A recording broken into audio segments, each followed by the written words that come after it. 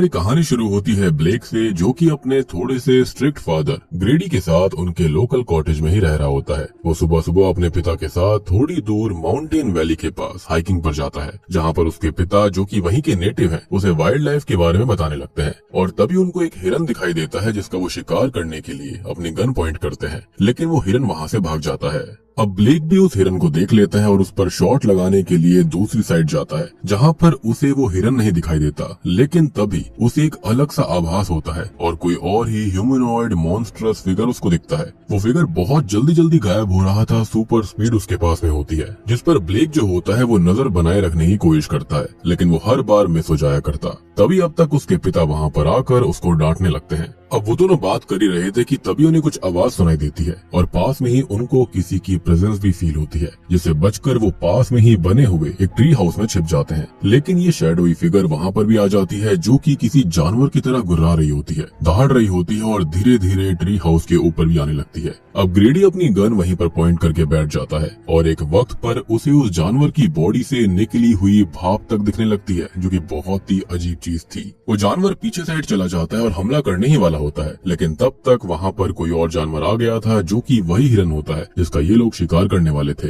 तो वो उस पर हमला करके वहाँ से निकल जाता है। अब ग्रेडी ये देखता है कि उस जानवर ने उस हिरन को चीर फाड़ कर रख दिया था जिसका वो शिकार करने वाले थे, और वो उसकी एक झलक देखकर ही पसीना पसीना हो जाता है, यानी कि उसको इतनी बुरी तरह से मारा गया था। और तभी ग्रेडी का बेटा ब्लेक उससे पूछता है कि आखिर वो था क्या, तो वो बताता है कि वो बस एक भालू था। खैर अब शाम को ये दोनों घर आ जाते हैं और रात में ब्लेक जो होता है वो अपने पिता ग्रेडी को कम्युनिटी के एक दूसरे आदमी और उसके दोस्त डेन से बात करते सुनता है कि आज उसने उस हाइकर यानी कि शुरुआत वाले हाइकर को, जो कि फेस ऑफ द वुल्फ बन चुका है, उसे देखा। जिसको सुनकर सामने वाला भी परेशान हो जाता है और इससे ब्लेक भी थोड़ा सा डर गया था। जिसके साथ ही अब कहानी 30 साल आगे बढ़ जाती है। हम ब्लेक को उसकी बेटी जिंजर के साथ देखते हैं, जिससे वो बहुत प्यार करता है और जिंजर भी उसे बहुत प्यार करती है। साथ ही साथ ब्लेक की बीवी शार्लेट अपने काम में बिजी रहती है, तो ऐसे में ब्लेक ही अपनी बेटी को संभालता है। उसने ही उसे पाला पोसा है, बड़ा किया है, तो जिंजर अपनी माँ से ज्यादा अपने पिता के करीब है। खैर अब शाम को शार्लेट घर आती है, जो कि ब्लेक को कुछ डॉक्यूमेंट्स देती है, जिसके अंदर उसके ओरेगन वाले कॉटेज की कीज थी और उसके पिता ग्रेडी का डेथ सर्टिफिकेट भी था, जो कि एक लंबे अरसे तक मिसिंग रहे और अब स्टेट ने उनको मृत घोषित कर दिया है। यहाँ पर हम शार्लेट और ब्लेक के रिश्तों को भी देख सकते हैं, जो कि खराब नहीं है, लेकिन बस थोड़ा सा बिखरा हुआ है, जिसे वो दोनों बहुत टाइम से ही समेट नहीं पा रहे थे।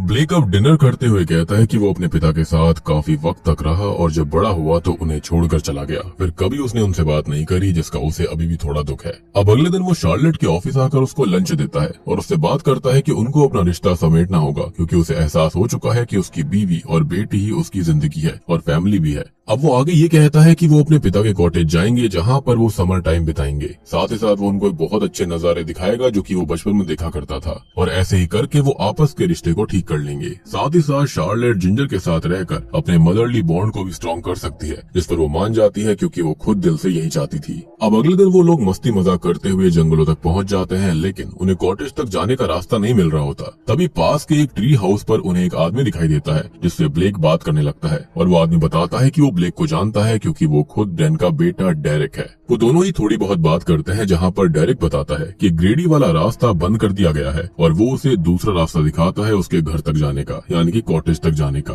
वो उनके ट्रक में बैठ जाता है और यहाँ पर शार्लेट थोड़ी सी डरी हुई थी, क्योंकि डेरिक के पास गन होती है। वो अनजान होता है, लेकिन ब्लेक उसे लाइट अप करता है, ऐसे यहाँ पर ऐसा होना आम बात है। खैर अब ये लोग आगे जाते हैं और कॉटेज तक पहुंच भी जाते हैं, लेकिन बीच रास्ते में ब्लेक को वही ह्यूमनॉइड फिगर जैसा जानवर दिखाई दिया था, जिससे कि वो घबरा जाता है और ट्रक डिसबैलेंस होकर जंगलों की गहराई में घुस जाता है। ट्रक पलट चुका था, जिससे कि डेरिक बाहर गिर जाता है और ब्लेक शार्लेट और जिंजर को ट्रक के ऊपर साइड भेज देता है। खैर अब तभी उसे वही जानवर की आवाज आती है और साइड वाले मिरर में वो जानवर दिखाई देता है, जो कि ब्लेक की तरफ हमला करता है, लेकिन विंडो ग्लास की वजह से ब्लेक बच जाता है, जो कि देखता है कि वो जानवर डेरिक को बड़ी बेरहमी से चीर फाड़ कर मार चुका है और अपने साथ खींच कर ले जाता है। अब ब्लेक ट्रक से बाहर आता है, जिंजर और शार्लेट को संभालता है और वो तीनों ही जंगलों से होते हुए कॉटेज को ढूंढने लगते हैं। थोड़ी देर चलने के बाद उनको वो कॉटेज मिल जाता है, लेकिन अब तक वो भी उस जानवर को मिल जाते हैं, जिस पर वो हमला करने आगे बढ़ता है, लेकिन वो लोग समय रहते अंदर जाकर खुद को बचा लेते हैं। ब्लेक दरवाजे को अच्छे से बंद कर देता है और जिंजर को सोने भेज देता है।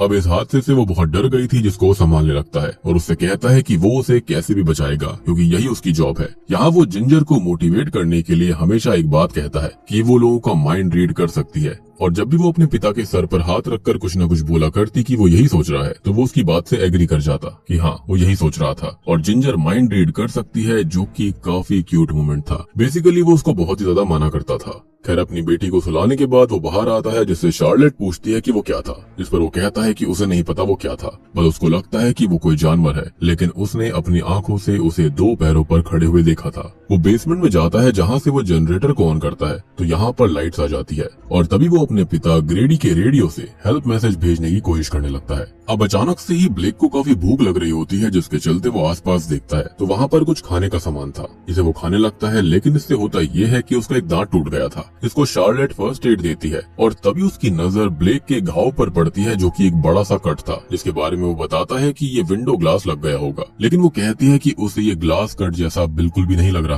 अब थोड़ी देर के बाद में शार्लेट तो सोने चली जाती है और जो ब्लेक होता है वो दरवाजे पर कीलों को ठोकने लगता है। लेकिन होता यह है कि गलती से जो हथौड़ा होता है वो उसको ही लग जाता है। लेकिन उसको एक बहुत बड़ा शॉक लगता है कि उसे दर्द नहीं हो रहा था, ऐसा लग रहा था कि उसके अंदर सुपर स्ट्रेंथ आ गई हो। अब वो किचन में पानी पीने जाता है, लेकिन तभी उसे दूसरे रूम के अंदर किसी के चलने की आवाज आ रही थी, जिसको वो चेक करने जाता है। लेकिन वहाँ पर सिर्फ एक मकड़ी होती है, जो कि क्लोजेट के अंदर घूम रही थी। लेकिन उसकी सुनने की शक्ति इतनी ज्यादा एडवांस कैसे हो गई कि वो स्पाइडर के चलने तक को भी सुन पा रहा था। खैर अब वो बाहर आता है तो उसे फिर से किसी के चलने की आवाज आती है और वहाँ पर वही जानवर दिखाई देता है, जो कि डॉग होल से उसका पैर पकड़ लेता है। लेकिन शार्लेट अब हैमर से उस जानवर के हाथ को मारने लगती है, तो वो ब्लेक के पैर को छोड़कर चला जाता है। और अब तक ब्लेक की हालत बहुत खराब होने लगी थी, उसे वॉमिट आने लगती है, चक्कर आने लगते हैं और वो बेहोश हो जाता है। थोड़ी देर के बाद में वो जागता है तो शार्लेट को रेडियो पे हेल्प मांगता देखता है, जहाँ पर वो कह रही थी कि उसके हस्बैंड बीमार हैं, जो कि उसे भी नहीं मालूम है। शायद वो इन्फेक्टेड हो चुके हैं और थोड़े थोड़े बदल रहे हैं। उसे देखकर वो थोड़ी परेशान होने लगती है और वो उससे कुछ बोलता है, लेकिन उसके जो शब्द होते हैं वो टूटने लगते हैं और शार्लेट उसका चेहरा देखकर डर जाती है, क्योंकि वो काफी हद तक बदल गया था, जिससे कि वो बहुत ही ज्यादा परेशान होने लगती है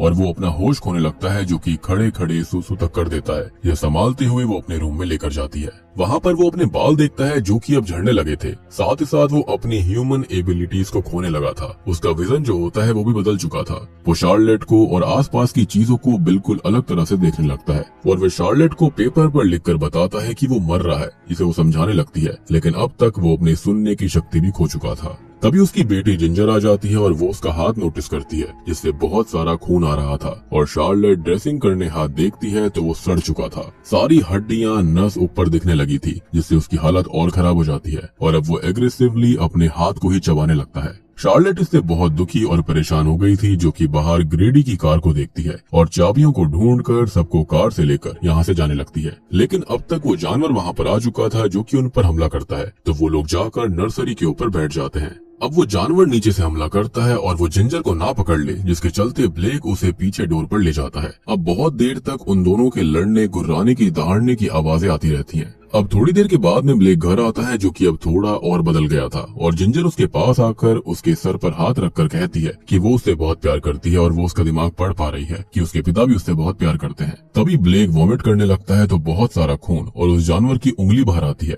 अब वो एग्रेसिव होकर शार्लेट के ऊपर हमला करने उसके करीब आता है, लेकिन वो अपने प्यार और हिम्मत को बांध कर रखती है, जिसके चलते वो खुद ही पीछे हट जाता है। लेकिन अब तक वो जानवर घर के अंदर आ चुका था, जो कि ब्लेक से लड़ने लगता है। इसमें बीच बीच में शार्लेट ब्लेक को बचाने उस जानवर को स्टैब भी करती है, लेकिन उसे कुछ भी नहीं होता। अब वो शार्लेट और जिंजर को मारने उसकी ओर आता है, लेकिन ब्लेक बीच में खड़ा हो जाता है। वो बोल नहीं सकता था, लेकिन उसकी आंखें साफ बता रही थी कि वो जानवर उसके परिवार को छू नहीं सकता। वो दोनों लड़ने लगते हैं और लड़ते लड़ते ब्लेक उस जानवर का गला चीरकर उसे जान से मार देता है। और अब तभी उसकी नजर उस जानवर के हाथ पर पड़ती है, जिसके ऊपर उसका ही टैटू बना हुआ था और ये जानवर कोई और नहीं बल्कि शॉकिंगली ब्लेक के पिता ग्रेडी थे। जी हाँ, यानी कि वो मरे नहीं थे, बल्कि इस अजीब से जानवर में बदल चुके थे। ब्लेक अब बाहर चला जाता है और जिंजर शार्लेट से पूछती है कि ब्लेक को क्या हुआ है, तो वो ये कहती है कि उसके ग्रैंडफादर मतलब कि ग्रेडी एक दिन शिकार करते हुए गायब हो गए थे और सबने सोचा कि वो मारे गए, लेकिन असल में वो बीमार हो गए थे, जैसा अभी ब्लेक हो चुका है, और उन्होंने ही ब्लेक को इन्फेक्ट करके ऐसा बना दिया है।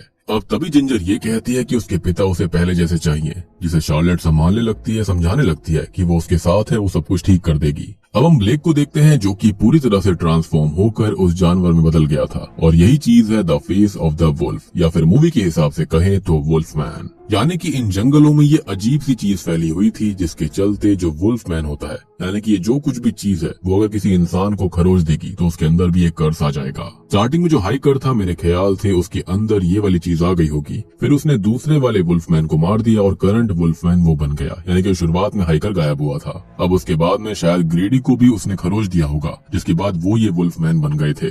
और अब रिसेंटली जो ट्रक का एक्सीडेंट हुआ था वहाँ पर शायद से ग्रेडी ने, यानी कि जो करंट वुल्फमैन है, उसने अपने बेटे को यहाँ पर इन्फेक्ट कर दिया। तो अब देखा जाए तो इस जंगल का वुल्फमैन कोई और नहीं बल्कि ब्लेक होता है। अब थोड़ी देर के बाद में वो घर आता है, जिससे डरकर शार्लेट और जिंजर भागने लगती हैं, लेकिन वो उनके पास आकर जिंजर को टच करने की कोशिश करता है कि तभी शार्लेट उसे स्टैब करके यहाँ से निकल जाती है। वो लोग अब शेड में आकर छुप जाती हैं जहाँ पर अंधेरा था। अब ये वुल्फमैन भी अंदर आ जाता है, जो कि उन्हें तो अंधेरे में देख पाता है लेकिन वो नहीं देख पा रही थी। वो उनके पास आता है तो उसका पैर जो होता है वो एक बियर ट्रैप में फंस जाता है, और मौका पाकर ये दोनों वहाँ से भाग जाती हैं। वो अपना एक पैर उखाड़ कर अलग करके उनके पीछे भागता है, और यहाँ पर वो दोनों उस ट्रक के पास आती हैं जहाँ पर उनको डेरिक की कटी फटी लाश मिलती है, और शार्लेट उसकी गन ढूंढकर अपने पास रख लेती है ताकि वो अपने पति को ही उससे मार सके। वो लोग अब एक ट्री हाउस में छुप जाती हैं जहाँ पर कभी बचपन में ब्लेक छुपा था, और अब वो भी वहाँ पर आ जाता है जो कि उनके सामने आता है, लेकिन वो हमला नहीं करता। और अब लिटरली जिंजर उसका मन पढ़ लेती है कि वो चाहता है कि ये सब यहीं पर रुक जाए,